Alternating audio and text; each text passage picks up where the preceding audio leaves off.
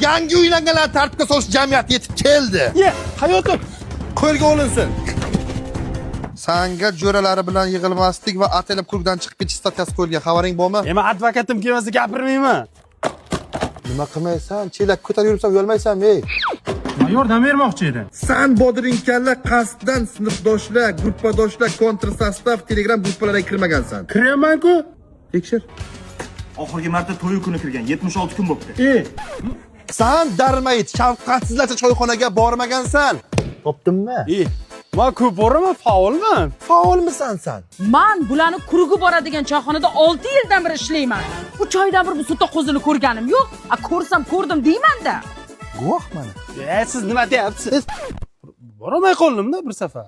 Sardor sinfdoshing san to'yingga kelgan, kuchukdek xizmat qilgan, to'yini ham bergan, lekin sen to'yiga bormagansan, qaytarmagansan. Hayotim, biz o'sha kun qayergadir ketuvdik, ha? Ha, biz o'sha kun qayergadir boruvdik. Singlim yolg'on guvohlik ham statya bor. Shunga qilaqalik. Pulim yo'q-da. Puling yo'q edimi sani? Mana o'tgan 15 million pul rasol qilgan, lekin hammasi jinski magazin.